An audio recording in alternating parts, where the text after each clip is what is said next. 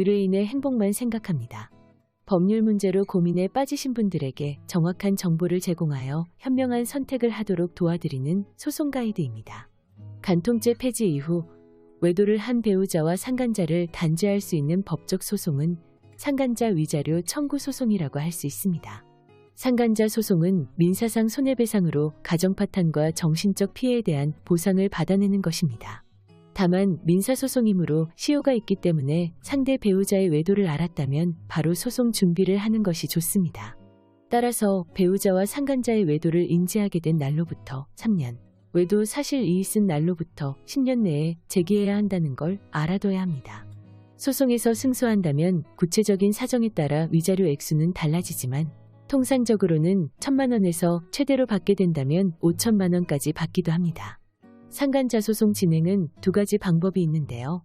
첫 번째는 배우자와 이혼을 요구하면서 동시에 배우자 및 상간자에게 위자료 청구 소송을 진행하는 것입니다.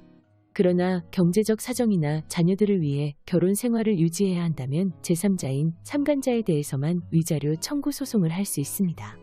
다만 상간자를 상대로 위자료 청구를 진행할 때에는 좀 더 법적으로 명확한 증거 자료가 필요합니다. 그런데 이혼을 하지 않고 위자료 청구만 진행할 때에는 배우자의 외도로 인해 혼인관계가 완전히 파탄에 이르렀다고 볼 수 없다고 법원이 판단해서 위자료 책정액이 이혼을 했을 때보다는 줄어들 수 있다는 점을 고려해야 합니다. 이런 점을 볼 때 이혼하지 않고 상간자 소송을 진행한다면 신중하게 생각하는 것이 좋습니다. 단지 배우자에게 악의적 감정을 가지고 이혼을 미루면서 먼저 상간자 소송을 진행하는 것이라면 별로 도움이 되지 않을 수 있습니다. 위자료 청구 소송의 핵심은 유책 배우자와 만나는 동안 상대가 결혼했다는 걸 알고도 관계를 지속해왔다는 증거를 잡는 것입니다. 이때 증거 수집은 가급적 합법적으로 이루어져야 하기 때문에 일반인들은 증거 수집에 어려움을 겪을 수 있습니다. 사람들이 일반적으로 유효하다고 생각하는 증거 몇 가지가 있는데요. 첫 번째는 통화 내역, 두 번째는 카드 내역입니다. 배우자나 상간자의 통화 내역의 경우 기본적으로 통신사를 통한 통화 내역 조회는 불가능합니다. 이는 대리점에서 본인 명의의 휴대폰 6개월치의 발신 내역만 조회가 가능합니다. 그렇다면 이것만 가지고 소송에 들어가서 통화 내역을 확인할 수 있지는 않을까라고 생각할지도 모르겠지만 이 또한 불가능합니다. 그럼 배우자의 발신 내역을 확보했다면 어떨까요? 하루에도 10번 넘게 통화를 했고 한 번 하면 장시간 동안 통화를 한 것이 발견되었다면 어떨까요? 사실 이 부분만 있고 다른 증거가 없다면 힘든 싸움이 될 수 있습니다. 통화 내역이 아무리 많더라도 그것만으로 부정행위로 인정되기는 어렵기 때문입니다. 상대방의 카드 내역의 경우 카드사의 사용 내역을 알려달라는 문서 제출 명령을 통해 확보할 수 있지만 판사님의 허가가 필요합니다. 또한 기본적으로 상간자 명의의 신용카드 내역은 확인이 불가능합니다. 부정행위가 의심된다는 것만으로 사생활이 공개되는 카드 내역 조회를 하기는 어렵기 때문입니다. 허가될 수 있는 것은 배우자의 명의로 된 카드 내역이지만 사실 이 부분도 소송에서 잘 허가를 내려주고 있지 않습니다. 왜냐하면 같이 갔다는 증거가 되지 않기 때문입니다. 간혹 상간녀 쪽에서 유부남인 걸 몰랐다, 나도 피해자라고 주장하는 경우가 있습니다. 그런데 소장을 받고 나면 유부남인 걸 알고 있었음에도 불구하고 계속 만나고 있었다면 문제가 됩니다. 만약 배우자가 서울에 살고 상간녀가 부산에 살고 있다고 해봅시다.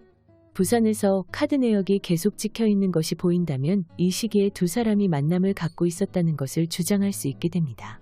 법에서 말하는 부정행위는 좀 더 구체적으로 들어가야 합니다. 몇 년, 몇 월, 어디에서 만났고 어디를 여행을 갔고 등 육하원칙에 따라 주장이 나오고 이게 판결문에 들어가야 합니다. 단순히 잘못을 했다고 하면 소송을 진행하는데 어려움이 있습니다. 때문에 이런 경우라면 배우자를 통해 더 많은 정보를 받아내야 합니다.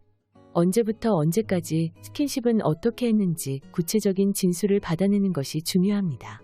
따라서 증거 수집부터 소송까지 변호사의 조력을 받아 진행해보는 것이 좋습니다.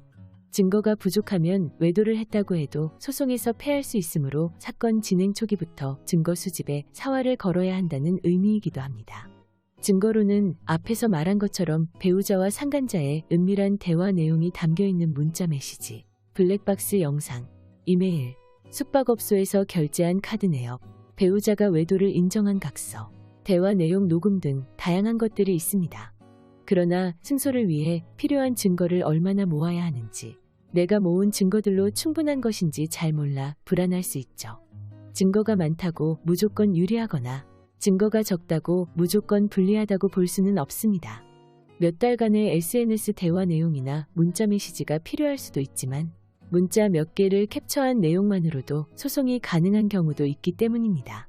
따라서 무리하게 흥신소를 고용하거나 미행을 통해 무조건적으로 증거를 모으려는 것보다는 증거 수집 단계에서부터 변호사의 조력을 받아 어떤 증거를 어떻게 수집하는 것이 좋은지, 또는 내가 가지고 있는 증거가 법적으로 효력이 있는지, 얼마만큼의 증명력이 있는지 검토하면서 진행하는 것이 좋습니다.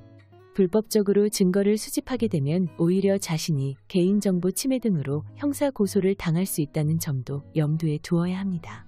우리나라 민법에서는 소를 제기한 원고가 본인이 주장하는 사실을 증명해야 할 책임이 있습니다. 상간자 위자료 소송에서 증거를 수집할 때에는 유책 배우자와 상간자의 관계를 입증하는 직접적인 증거들을 찾아야 하기 때문에 정신적으로 무척 힘든 상태가 될 수 있습니다.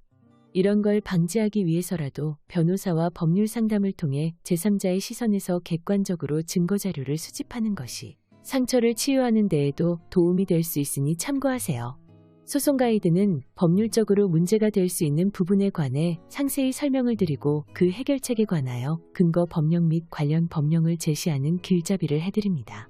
항상 노력하는 자세로 의뢰인의 이익을 최우선하는 모습을 보여드리겠습니다. 소송에 대한 자세한 상담을 원하신다면 변호사 상담 신청을 누르시고 더 많은 정보를 보고 싶으시다면 소송 가이드 카페를 방문하시면 됩니다. 내용이 마음에 드셨다면 구독과 좋아요, 알림 설정 부탁드립니다. 더 좋은 내용으로 찾아오겠습니다. 꼭 승소할게요.